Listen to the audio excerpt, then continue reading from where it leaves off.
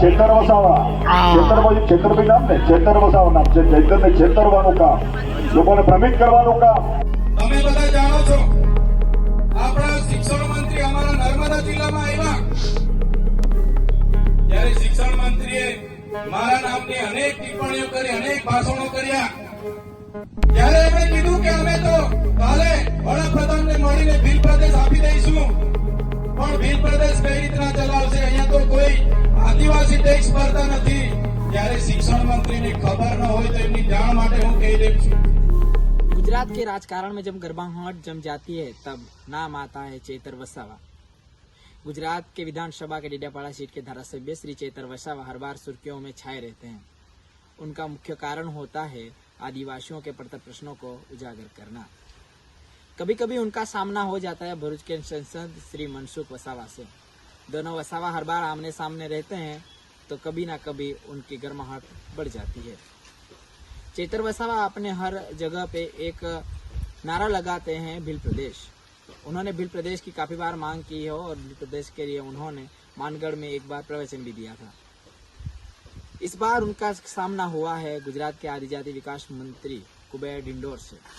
सामना इतना खतरनाक हुआ है कि इस बार गर्माहट जम चुकी है। नमस्कार, इनसाइड व्यू में आपके साथ मैं दिव्येश वसावा।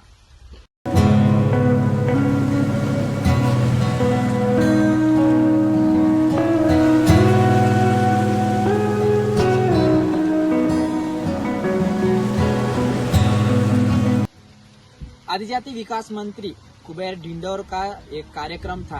राजपीपला के एक स्कूल में उनका एक कार्यक्रम था जिसमें वार्षिक महोत्सव में उन्होंने एक प्रवचन दिया था जिसमें उन्होंने चेतर वसावा को टारगेट किया था।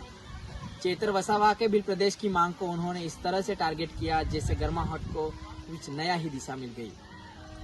चेतर वसावा को उन्होंने छेतरपिंड वसावा बोला।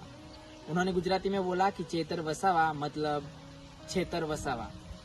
छेतर का मतलब होता है छेतरपिंड।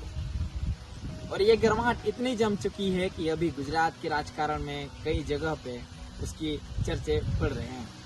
तभी गुजरात के डेडियापाड़ा के धारासभ्य श्री चेतर वसावा ने भी अपना प्रवचन में कुबेर ढिंडोर को निशाना लगाते हुए बोला कि हमें पता है कि हमारे विस्तार में कितनी जमीन है, जंगल से कितना रेवेन्यू आ सकता है, जल जंगल जमीन हमारे पास है, हमें आप भील प्रदेश दे दो, हम उसको चला के दिखाएंगे।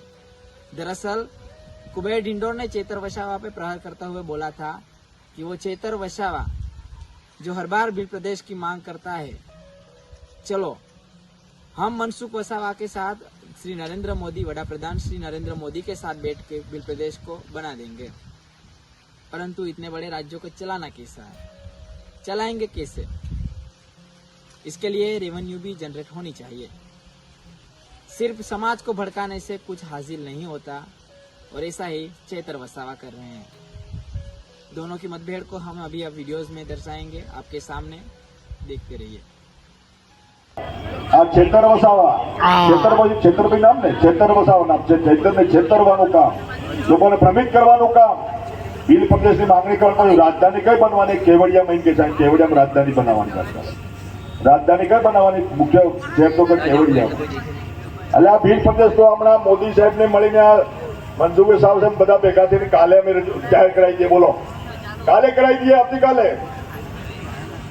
એક રાજ અલગ માંગી લઈએ।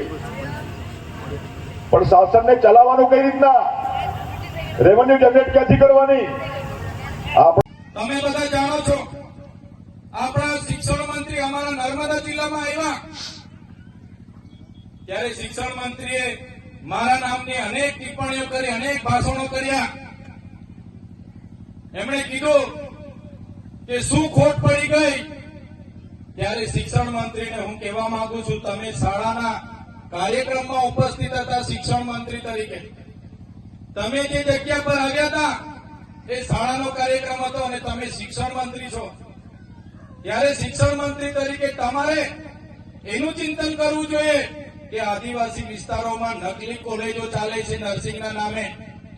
આદિવાસી વિસ્તારોમાં એક શિક્ષકથી હજારો શાળાઓ ચાલે છે, એની ચિંતા તમારે કરવી જોઈએ।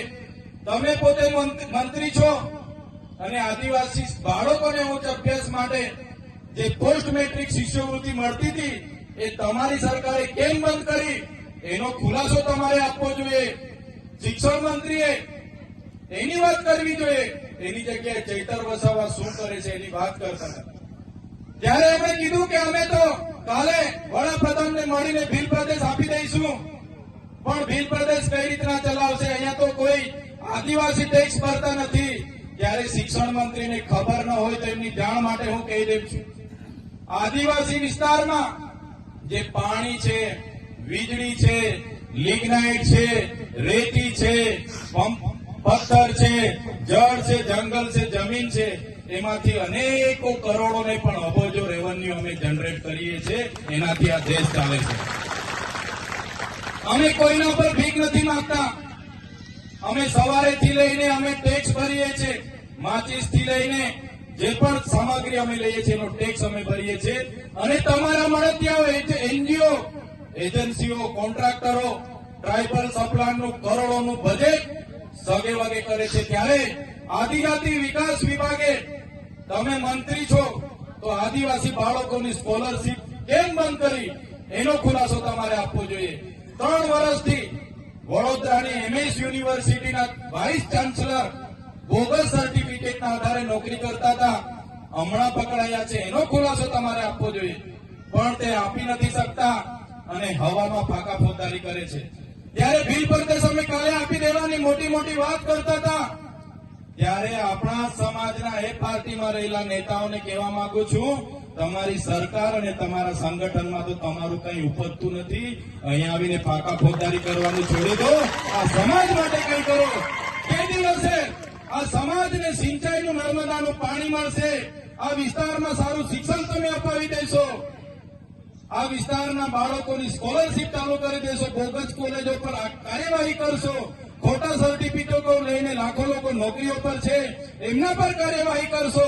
અને જે દિવસે તમે જો અમારી સરકારમાંથી અમને અલગ ભીલ પ્રદેશ અપાવી દેશો, એ દિવસે અમે તમારો પીઠ થબડીશું ને તમારી સાથે ઉભા રહીને તમારા વખાણ કરીશું, પણ તમે અમને ભીલ પ્રદેશ અપાવી દો.